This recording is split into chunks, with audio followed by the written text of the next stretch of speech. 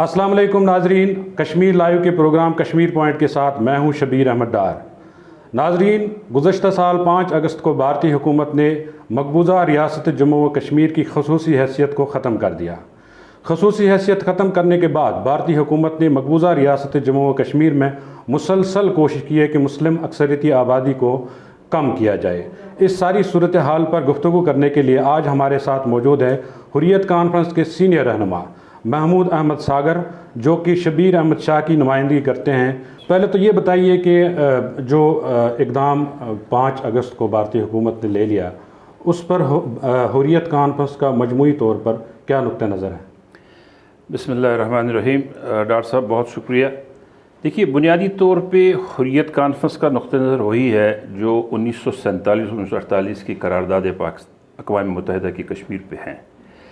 लेकिन 5 अगस्त की सूरत हाल जो बनी है, इसके पीछे एक लंबी दास्तान है, एक हिस्ट्री है, जिस स्ट्रगल में कश्मीरी कौम मुस्तकिल 47 के 14 अगस्त पाकिस्तान और 15 अगस्त हिंदुस्तान के फ़ैसले बनने के बाद शुरू हुआ है, वो आज तक जारी और सारी है। लेकिन एक चीज़ का ज़रूर अफसोस इस बात का है कि 5 अगस्त की कार्रवाई हिंदुस्तान ने जिस तरह से की है, उस पर जो दुनिया ने रवैया रखा है वो किसी सूरत में बर्दाश्त करने के काबिल नहीं है। वजह यह है कि अक़वाम मुत्तहिदा की एक तो होगी 47 और 48 के, उसके बावजूद तकरीबन 22 करारदादें हैं। कश्मीर एक डिस्प्यूटेड टेरिटरी है, कश्मीर का मसला हल होना बाकी है। अक़वाम मुत्तहिदा की करारदाद के साथ साथ हिंदुस्तान और पाकिस्तान के वज़राए आज़म लेवल पे, फिर सदूर की लेवल पे भी डॉक्यूमेंट्स हुए हैं, माहिदात हुए हैं, और कश्मीर को एक मुतनाज़ा हैसियत करार देकर उसके बाद उस पर सबसे ज़्यादा जो सबसे बड़ी गारंटी और जो ग्राउंड पे मौजूद शहादत है, वो अक़वाम मुत्तहिदा के पीस कीपिंग फोर्सेस है, जो अक़वाम मुत्तहिदा की फ़ौजें इस वक्त भी मौजूद हैं सीज़ फायर लाइन पे। ये इसकी बिल्कुल वाज़ेह और बड़ी मिसाल और शहादत है कि कश्मीर एक इस रीजन में डिस्प्यूट मसला है। इस पर कोई हिंदुस्तान का ऐसा फ़ैसला जो 5 अगस्त के बाद उसने किया है इम्प्लीमेंट हो ही नहीं सकता है। लेकिन क्योंकि उनके पास फ़ौजें हैं, बहुत बड़ा मुल्क दुनिया में एक आबादी के लिहाज से है, उन्होंने एक जबर के ज़रिए 8 लाख की फ़ौजों की मौजूदगी में एक कानून पास किया है, जो कानून उससे पहले उन्होंने ही पास किया था। हमारा न 370 के साथ कोई लेन देन है, न हमारा 35A से कोई लेन देन है। कश्मीर आज़ादी की तहरीक चल रही है और 1947 में जो इस रीजन में फैसलाजात हुए हैं, उसका अनफिनिश्ड एजेंडा है। ये जो फैसला हिंदुस्तान ने किया है, ये हिंदुस्तान के उसी आइन और उसी कानून के तहत फैसला है जो उसने 1947-48 के बाद लिया था। हम न उस वक्त उसको कबूल करते, ना आज कबूल करेंगे। वो अपने आइन में, वो अपने पार्लियामेंट में जो कुछ मर्जी उसको करना है कर ले, लेकिन कश्मीर ने इसको तस्लीम नहीं किया है। कश्मीरी आज भी आज़ादी की तहरीक की जंग लड़ रहा है। सिर्फ पिछले 30 साल में 1 लाख से ज़्यादा हमारे शोहदा हैं, और जिसमें एक बहुत बड़ी तादाद नौजवानों की है, ख़वातीन की है, बुज़ुर्गों की है। इमलाक का कोई शुमार नहीं है। डार साहब, आपका ख़ुद ताल्लुक़ कश्मीर से, आप जानते हैं कश्मीर किस तरीके से रहता है, किस तरीके से उठता है, किस तरीके से बैठता है। लेकिन जो अभी सूरत हाल हिंदुस्तान ने कश्मीर में बना रखी है, ये दुनिया के लिए चश्मकुशा है। और हमें इस बात का भी अंदाज़ा था, ये जो कोरोना का नया एक वबा दुनिया में आई, और अल्लाह ताला पूरी दुनिया को इस वबा से बचाए, महफूज करे। लेकिन कश्मीरी ने इस वबा से पहले ऐसे ही लॉकडाउन्स देखे हैं, और पिछले 30 साल से मुस्तकिल lockdowns, क्रैकडाउन्स, catch and kill, operation tiger, एक नाम दूसरा नाम, और इसमें जो टारगेट किया जाता है वो कश्मीरी मुसलमान और वो नौजवान 18 साल से 25 साल जिसकी उम्र है, उस नौजवान को देख के निकाल के घर से बाहर शूट किया जाता है। हमारी तहरीक एक ऐसी तहरीक जिसको अक़वाम मुत्तहिदा का चार्टर जस्टिफाई करता है। हमारी तहरीक हक़ पे मबनी है। हम अक़वाम मुत्तहिदा के चार्टर और अक़वाम मुत्तहिदा के कानून के मुताबिक अपनी तहरीक लड़ रहे हैं। हमने आज तक हिंदुस्तान के किसी हिंदू को कश्मीर में नहीं मारा है। हमने हिंदुस्तान में जाके हिंदुस्तान की अमलाक को नुकसान नहीं अभी पहुंचाया है। हम अपनी तहरीक अपनी सरजमीन पे लड़ रहे हैं, और उस काबिज़ फ़ौज के खिलाफ लड़ रहे हैं जिसने हम पे कब्ज़ा 27 अक्टूबर 1947 को किया है। अच्छा, हुर्रियत कॉन्फ्रेंस की जो टॉप की लीडरशिप है, वो इस वक्त जेलों में है या तो घरों में नज़रबंद है। تو حریت کانفرنس کا اس حوالے سے کوئی آفیشیل جو نقطہ نظر ہے یا موقف ہے وہ ابھی تک ایز سچ کسی بڑے فورم پہ سامنے نہیں آیا. تو جو باقی بقایا حریت کی لیڈرشپ ہے وہ بھی گھروں سے باہر نہیں نکلی، جو نظر بند نہیں ہے یا جیلوں میں نہیں ہے.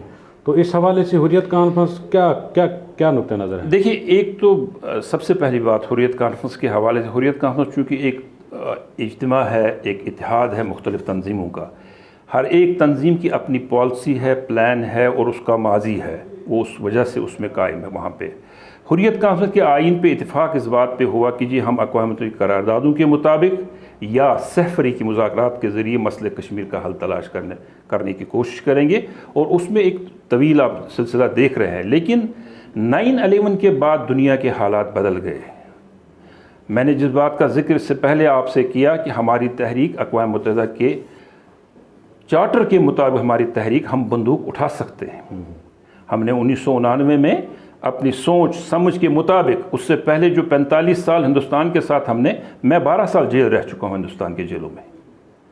ہم نے پولیٹیکل سٹرگل کی ہے وہاں پہ، لیکن ہندوستان نہیں مانا ہماری بات، جس کی وجہ سے پھر 1999 میں کشمیری مسلمان نوجوان نے بندوق اٹھا کے اپنے مسئلے کو آگے کرنے کی کوشش کی. اور یہ پھر واضح ہے آپ کے سامنے کہ پھر دنیا کی توجہ کسی حد تک آ گئی اور لاکھوں کی تعداد میں لوگ سڑکوں پہ ہوتے تھے. 9/11 کے بعد صورتحال جب بدل گئی، کشمیری ایک پڑھا لکھا طبقہ ہے. کشمیر میں اللہ تعالیٰ نے کشمیری کو یہ صلاحیت دی ہے کہ وہ سوچ سمجھ سکتا ہے کہ کیا کرنا ہے کیا نہیں کرنا ہے. ہم نے اپنے بندوق کو محفوظ کیا، ختم نہیں کیا.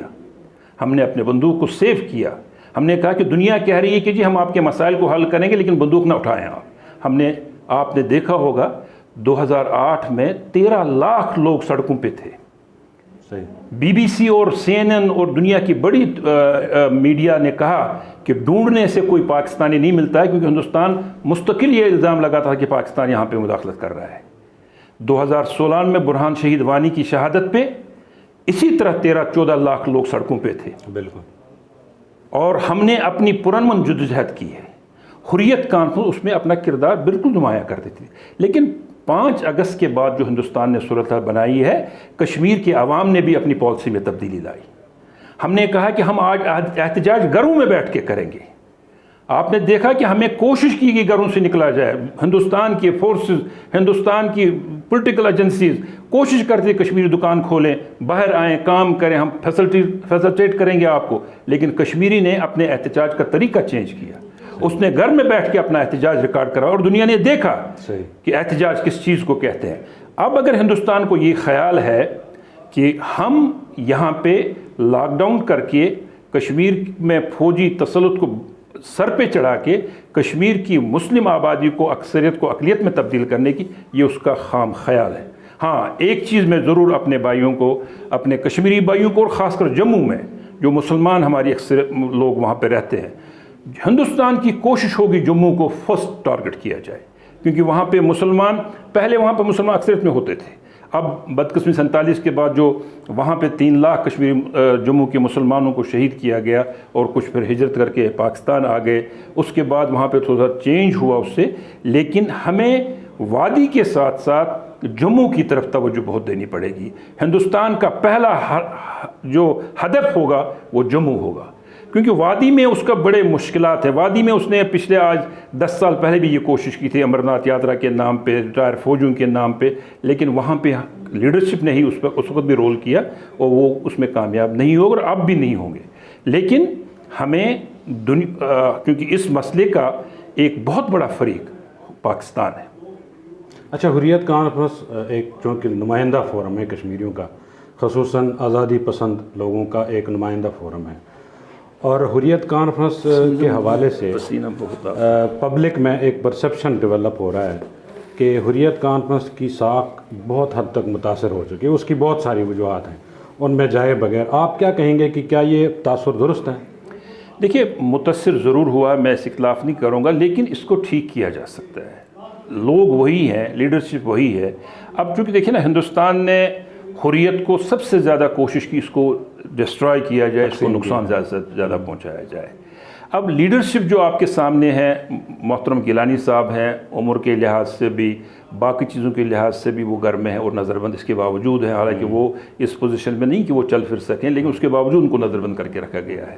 شبیر احمد شاہ صاحب ہیں جن کی زندگی جیلوں میں گزری، 33 سال انہوں نے جیلوں میں گزارے ہیں، ان کو نیلسن منڈیلا آف کشمیر بھی کہا جاتا ہے، ان کو ایمنسٹی انٹرنیشنل نے پرزنرز آف کانسنس بھی کہا، لیکن اس کے باوجود وہ اس وقت بھی تہاڑ جیل میں ہیں، وہ بھی بیمار ہیں، لیکن ان کی کمٹمنٹ کو کوئی چلے ہی نہیں، ان لوگوں کو وہ پبلک کے سامنے نہیں آنے دیتے ہیں۔ میروائز صاحب ہیں گھر میں نظر بند ہے، یاسین ملک صاحب ہمارے ہیں وہ بند ہے، آسیہ اندرابی صاحب بالکل ایسے، لیکن چونکہ یہ ہندوستان کی کوشش ہی یہی ہے کہ حریت کانفرنس اگر یہ ایک جگہ جمع ہو گئی یہ پھر اسی پوزیشن میں آ جائیں، ان کو ڈسٹرب کر کے رکھیں۔ باقی یہ جو جہاں تک یہ تاثر کیجیے حریت کانفرنس بالکل اس اختلاف کا شکار ہے، ایسی بالکل کوئی بات نہیں ہے۔ ہاں کیونکہ آپ دیکھتے ہیں جب فورم بنتے ہیں اس میں کشمیر دنیا کی ایجنسیوں کا ایک محور بن چکا ہے، آپ کو پتہ ہوگا ہندوستان کی ایجنسیاں اپنی جگہ پہ، لیکن دنیا کی بڑی بڑی ایجنسیاں اس وقت کام کر رہی ہیں جو کشمیر کی جغرافیہ کے حساب سے باقی چیزوں کے حساب سے وہاں پہ اپنا اثر رسوخ کر رہے ہیں، وہ بھی اس کو توڑنے کی کوشش کر رہے ہیں۔ سید علی گیلانی کی جو علیحدگی ہے حریت کانفرنس سے، اس کو کس طرح آپ دیکھتے ہیں؟ دیکھیے میرے خیال میں گیلانی صاحب کے بارے میں انشاءاللہ اور ابھی ہم کوشش میں ہیں، انہوں نے ناراضگی کا اختیار کیا، اصل میں اگر اس کو آپ جائیں تو وہ بھی یہی جو میں نے بات آپ کو کی کہ دنیا کی مختلف ایجنسیوں کا جب عمل دخل ہو جاتا ہے، خاص کر کشمیر میں ڈائریکٹلی ہندوستان ایک بہت بڑی ایجنسی ان کی وہاں پہ کام کر رہی ہیں اور مختلف ایجنسیاں ہیں جو اس انتشار میں، گیلانی صاحب نے جس ناراضگی کا اظہار کیا ہے وہ ان کی ناراضگی بجا ہے۔ آپ نے بھی اپنے ابتدائی کلمات میں کہا کہ حریت کانفرنس کے یہ کچھ لوگ جو جیلوں میں بڑے لیڈر ہے، باقی لیڈرز باہر ہیں۔ یہ سوال بڑے لوگ ہم سے کرتے ہیں کہ اگر نیشنل کانفرنس کا ورکر بند ہے تو حریت کانفرنس کا کیوں گھر میں بیٹھا ہوا ہے؟ نہیں، گیلانی صاحب کی ناراضگی اپنے لوگوں سے یا اپنے سے باہر لوگوں سے؟ نہیں، وہ اپنے لوگوں سے ناراض ہے۔ اچھا، ان کی تحریر کے مطابق اگر وہ تحریر آپ نے پڑھی ہو، وہ کہتے ہیں کہ میں نے ان پہ اپروچ کیا، میں ان کو مستقل ڈھونڈ رہا تھا، یہ کہیں نظر نہیں آ رہے ہیں۔ یہ انہی لوگوں کو مخاطب ہے نا جو وہاں پہ باہر گھروں میں ہیں۔ کیا یہ امید کی جا سکتی ہے کہ گیلانی صاحب نے جو فیصلہ لیا ہے اس کے پیچھے لوگ جو کوشش کر رہے ہیں تو یہ واپس ہو سکتا ہے؟ دیکھیے کوشش ہم کر رہے ہیں انشاءاللہ الرحمن کہ گیلانی صاحب ہمارے بزرگ ہیں، محترم ہیں، اس تحریک کے اس وقت آپ سمجھے سرپرست اعلیٰ ہے ہر لحاظ سے اس تحریک کے۔ ہماری کوشش اس وقت بھی یہی ہے کہ گیلانی صاحب انہوں نے جو باتیں کی ہے وہ باتیں جو بات اس میں جینون بات ہے ناراضگی کا، ان کو انشاءاللہ الرحمن دور کرنے کی کوشش کی جائے گی، کیونکہ اس وقت ہمیں متحد اور متفق ہونے کی اشد ضرورت ہے۔ اچھا، پاکستان چونکہ مسئلہ کشمیر کا بنیادی فریق ہے، کشمیری پاکستان اور انڈیا کے بیچ جو مسئلہ ہے، تو پاکستان کی اب تک کی جو سفارتی کوششیں ہیں، وزیر اعظم عمران خان نے تقریر بھی کیا اقوام متحدہ میں، اس کے بعد سلامتی کونسل کا اجلاس بھی بلایا گیا، لیکن دیکھنے میں آیا کہ اس کے بعد کسی عالمی برادری نے کوئی توجہ نہیں دی اس پر، خصوصاً جو مسلم برادری ہے ہماری۔ دیکھیے OIC کا بھی اجلاس اس پہ ضرور ہوا ہے، ان نے بھی 5 اگست کے بعد ایک دو بلکہ ہماری ملاقات ہوئی، جو اسپیشل کانٹریکٹ گروپ ہے ان کا جو سربراہ ہے وہ یہاں تشریف لائے تھے پاکستان میں۔ حکومت پاکستان کوشش تو بہت کر رہی ہے، اس پہ دو رائے نہیں ہے۔ عمران خان صاحب سے ہماری ملاقات ہوئی، اسی دن انہوں نے کہا تھا میں آپ کشمیریوں کا سفیر ہوں، لیکن کہنے کی بات الگ ہے، کرنے کی بات الگ ہے۔ دیکھیے ہم نے ان دنوں بھی کہا، حالانکہ اب کافی وقت گزر چکا ہے، کہ ہندوستان کا وزیر خارجہ 46 ملکوں میں 5 اگست کی کارروائی کے بعد گیا، صرف کشمیر کے لیے گیا، لوگوں کو کہنے کے لیے کہ ہم نے کوئی غلط نہیں کیا، ہم کشمیریوں کی بھلائی کے لیے کر رہے ہیں، لیکن ہمارے وزیر خارجہ اور ہمارا وزیر اعظم کہاں گیا؟ اقوام متحدہ کی تقریر کافی نہیں تھی خالی۔ کیا کرنا چاہیے تھا پاکستان کو مزید؟ دیکھیے انہوں نے اگر سفیر خود کہا عمران خان صاحب نے، عمران خان صاحب کو کم سے کم 5 بڑے ملکوں کا وزٹ صرف کشمیر کے لیے کرنا چاہیے تھا پہلے۔ اس کے بعد انہوں نے ابھی تک OIC کا اجلاس نہیں ہوا اسپیشل کشمیر پہ، کانٹریکٹ گروپ کا ضرور ہوا ہے، لیکن اگر کشمیر اتنا، یہ کوئی چھوٹی بات ہندوستان نے نہیں کی جو ابھی اس نے 5 اگست کو کیا ہے، اس پر اسپیشلی OIC کا اسپیشلی وزرائے خارجہ کا اجلاس ہونا چاہیے تھا، لیکن نہیں ہوا۔ ہم اب اگر اس میں کچھ کمزوریاں کچھ مجبوریاں آ رہی ہیں، میں آپ سے بات کہہ رہا ہوں، ہم جب کسی دوسرے، آپ نے اسلامی ملکوں کا ذکر کیا، ہم جب اسلامی ملک کسی سے بات کریں وہ کہتے ہیں پہل پاکستان کریں، ہم اس کے ساتھ چلیں گے۔ صحیح۔ پاکستان بائیکاٹ کرے ہم بائیکاٹ کریں گے، پاکستان تجارت چھوڑے ہندوستان کے ساتھ ہم بھی چھوڑ دیں گے۔ پاکستان خود باتیں تو بہت کی گئی، ہم نے وہ بھی بند کیا یہ بھی بند کیا، لیکن ہم نے اندر سے دیکھا سب چیزیں چل رہی تھیں۔ ناظرین، محمود ساگر صاحب سے ہماری گفتگو جاری رہے گی، یہاں پہ لیتے ہیں ایک چھوٹا سا بریک۔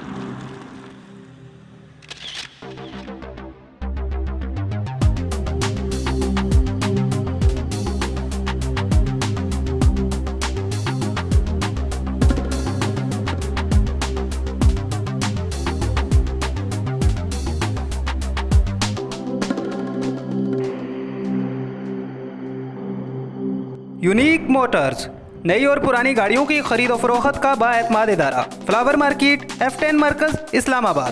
رابطہ نمبر 051-211-2530، موبائل نمبر 0300510419۔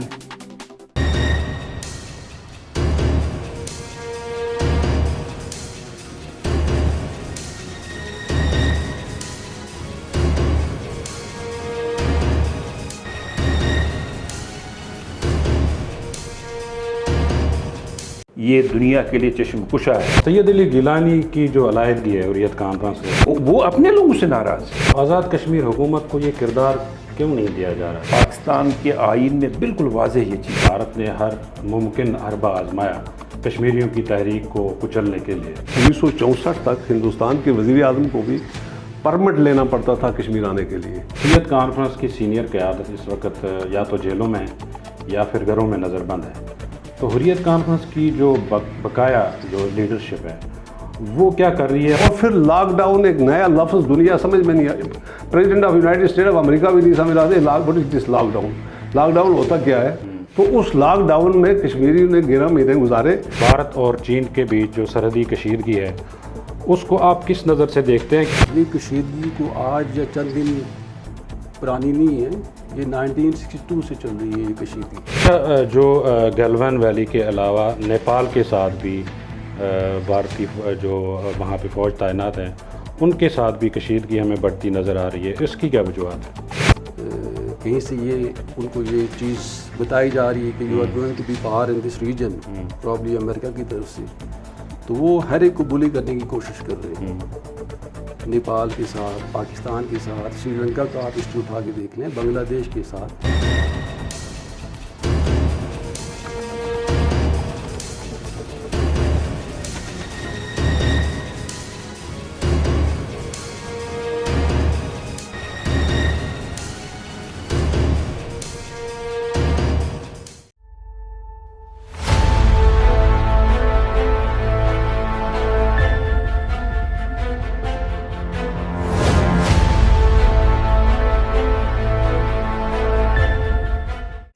زمیں پر نوع انسانی کی بقا کا سفر کسی ایک صنف کے دائرہ اختیار سے باہر ہے۔ مرد چاہے جس بھی رتبے جس بھی حیثیت کا حامل ہو، کسی نہ کسی خاتون کا مرہون احسان ضرور ہوتا ہے۔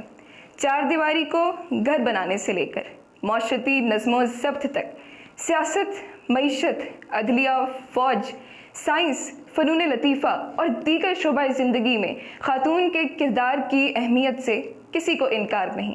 ہم بانیے مہر و وفا، ہم کشمکش، ہم ارتقا، تاریخ نے خود لکھ دیا ان کی عبارت ہم سے ہے۔ ہم مائیں، ہم بہنیں، ہم بیٹیاں، قوموں کی عزت ہم سے ہے، قوموں کی عزت ہم سے ہے۔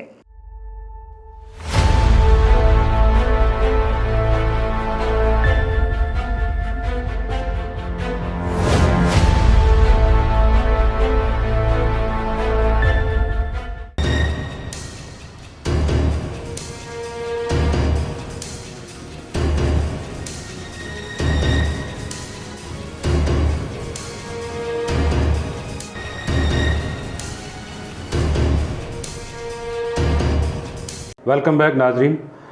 सागर साहब ये बताइएगा कि 5 अगस्त के बाद भारत मुसलसल ये कोशिश कर रहा है, उन्होंने एक डोमिसाइल लॉ भी लाया है कि मुस्लिम अक्सरियती आबादी को कम किया जाए रियासत जम्मू कश्मीर में। तो क्या वो इस सारी जो उन्होंने जो फैसले लिए हैं इसको सस्टेन कर पाएगा? मैंने शायद पहले भी इस एक गुफ्तगू में आपसे गुजारिश की कि इसका जो मुझे लग रहा है सबसे बड़ा ख़तरा जम्मू में हमें है। वादी में उसकी ये पहले भी नहीं चली है, अब भी नहीं इंशाअल्लाह रहमान चलेगी, कि वादी के लोग इस बारे में बड़े क्लियर हैं कि क्योंकि ये पिछले दिनों जो आपने देखा, देखिए डोमिसाइल पास कराना ये हुकूमती अमल एक है, वो ये करते रहेंगे, लेकिन कश्मीर में उनको बसाने की पोजीशन में हिंदुस्तान 8 लाख फौज होने के बावजूद में नहीं आएगा। लेकिन जम्मू में हमें इसमें एहतियात बरतनी पड़ेगी, और इसी के लिए भी हम अभी इससे पहले गुफ्तगू कर रहे थे। देखिए ये ज़िम्मेदारियाँ हुकूमत पाकिस्तान की हैं। एक जो दुनिया का तस्लीम शुदा मुतनाज़ा मसला है उसके बारे में, क्योंकि हमारी तरफ से वहाँ पे जो पेश होते हैं वो पाकिस्तान के नुमाइंदे होते हैं, डायरेक्ट हम वहाँ पे नहीं हैं। इस लिहाज से पाकिस्तान हुकूमत को वजारत ख़ारजा के ज़रिए इस पर बड़ी लॉबिंग करनी चाहिए अक़वाम मुत्तहिदा में, दुनिया के तमाम उन असर रसूख रखने वाले मुल्कों के साथ, कि हिंदुस्तान वहाँ पे कर क्या रहा है। अगर अभी इसका कोई फ़ैसला नहीं हुआ है जिसको तस्लीम भी किया गया है, और जिसका मैंने आपको कहा कि सबसे बड़ी शहादत आपके पास है, यहाँ पर अक़वाम मुत्तहिदा की फ़ौज मौजूद है इस एरिया में, और वो किस लिए है फिर?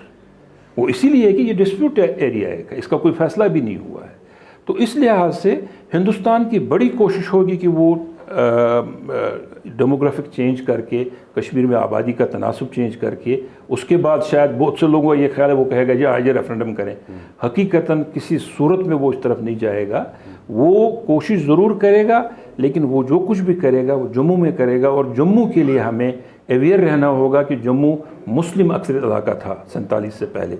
अगर उसमें कोई तब्दीली 47 के बाद लाई गई है हम उसको नहीं मानेंगे। और इस सिलसिले में मैंने पिछली बार यौम शुहदा जम्मू के बरसी पर मीरपुर में कहा था, वज़ीर आज़म आज़ाद कश्मीर में मौजूद थे, बैरिस्टर सुल्तान साहब भी थे, मैंने उनको कहा था सियालकोट गुजरावाला में हमारी मेजॉरिटी है मुसलमान, वो लोग जो कश्मीर से जम्मू से हिजरत करके आए हैं उनको थोड़ा सा अवेयर किया जाए, वो निकलें सड़कों पे। चकोटी की तरफ तो हम हमेशा मार्च करते हैं, हम कहेंगे हम सियालकोट की तरफ से जम्मू में दाखिल हो जाएंगे वहाँ अगर कोई गड़बड़ की गई, ताकि उनको भी पता लगे कि इसके पीछे पाकिस्तान में भी कंसर्न है और कश्मीर में तो है ही है। पहली मर्तबा आपने देखा होगा 90 के बाद जो हमने डायस्पोरा पे काम देखा उसमें ये आज का मुख्तलिफ था। आज आपके साथ वहाँ पे वो लोग भी थे जो वहाँ पे कश्मीर में हिंदुस्तान नवाज जमातों के साथ लोग हैं, चाहे वो नेशनल कॉन्फ्रेंस है, PDP है, उनके लोग भी बंद थे इस कार्रवाई में। लेकिन बाहर जितने भी लोग थे, आज़ाद कश्मीर और मकबूजा कश्मीर के पहली मर्तबा मेरे ख्याल में इस कदर लोग निकले हैं बाहर इस फैसले के खिलाफ जो 5 अगस्त का फैसला हमने किया। लेकिन इसमें भी जो नाकामी हमें हुई है वो यही है कि आज़ाद कश्मीर और पाकिस्तान का जो वज़ारत ख़ारजा है, हमारे जो सफारत खाने हैं, बार बार कहा गया कि सफारत खानों में कश्मीर डेस्क कायम किया जाए जो उन चीज़ों को मेंटेन करे और फॉलो अप में काम हो। बात कहीं छोड़ दी, इससे मसले नहीं हल होंगे। मैं आपका सफ़ीर हूँ लेकिन बाद में सफारतकारी नहीं दिखाई गई तो फ़ायदा किसको होगा। इस लिहाज से मैं ज़ाती तौर पे, महमूद सागर ने पिछले 10 साल से इस बात को हर फोरम पे उठाया कि आज़ाद कश्मीर की हुकूमत को एम्पावर किया जाए मसले कश्मीर के हल के लिए। इनके पास कोई पावर ही नहीं है। फारूक हैदर साहब बाहर जाता है जैसे मैं जाता हूँ, उधर तो उसको कोई वज़ीर आज़म नहीं मानता है, उसके पास कश्मीर के इख्तियारात ही नहीं है कश्मीर की किसी बात के। वो तो पाकिस्तान के डेलीगेशन का हिस्सा बन सकता है लेकिन खुद डेलीगेशन नहीं करता लीड। इन चीज़ों की अशद ज़रूरत है। ये खामियां रही हैं जिसकी वजह से हिंदुस्तान हम पे सवार हुआ है। तो आज़ाद कश्मीर हुकूमत को ये किरदार क्यों नहीं दिया जा रहा, कौन नहीं दे रहा? देखिए बुनियादी तौर पे पाकिस्तान के आइन में बिल्कुल वाज़ेह ये चीज़ें हैं, उनके इख्तियारात भी हैं। ये आज़ाद कश्मीर की लीडरशिप बेहतर समझ सकती है कि उनको कैसे ये चीज़ें कर, क्योंकि देखिए या तो बताया जाए कि जी नहीं इनके पास कुछ नहीं, जब कहा जाता है कि जी आज़ाद कश्मीर की लीडर वज़ीर आज़म है, सदर है, लेकिन उसको फिर कश्मीर के हवाले से कोई इख्तियारात भी होने चाहिए। सिर्फ शाम को सदर मोहतरम बैठेंगे जिस तरह महमूद सागर बैठता है किसी टीवी प्रोग्राम में बात करेंगे, उससे तो नहीं होगा।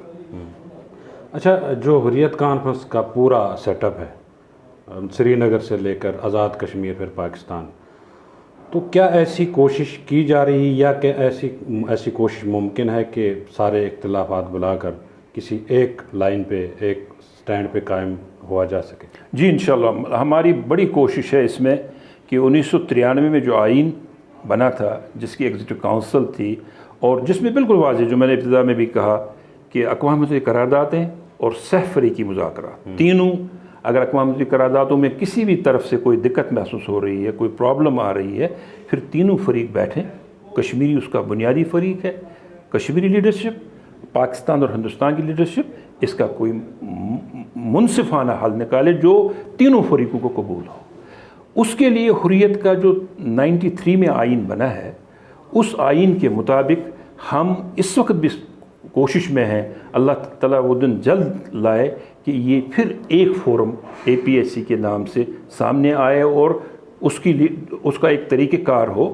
آئینی طور پہ اس کا منتخب چیئرمین جو بنے، ہر 2 سال کی ٹرم اس میں دی گئی ہے، الیکشن ہوا کریں. الیکشن کے بعد جو بھی کوئی آئے گا وہ اس کے مطابق وہ اپنی ٹرم پوری کر کے دوبارہ الیکشن میں جائے. ایک پارلیمانی نظام ہو، ٹرانسپیرنٹ ہو، کوئی چھپی ہوئی بات نہ ہو، وہ اس کی لیڈ کرے، اور انشاءاللہ ہم اس میں کوشاں ہیں، ویسا ہی انشاءاللہ ہوگا. اب محمود ساگر صاحب آپ کا بہت شکریہ. ناظرین آپ نے گفتگو سنی. فیڈ بیک کے لیے آپ ہم سے ہمارے فیس بک پیج، ٹویٹر ہینڈل اور یوٹیوب چینل پہ رابطہ کر سکتے ہیں. اس کے علاوہ آپ ہماری ویب سائٹ بھی وزٹ کر سکتے ہیں.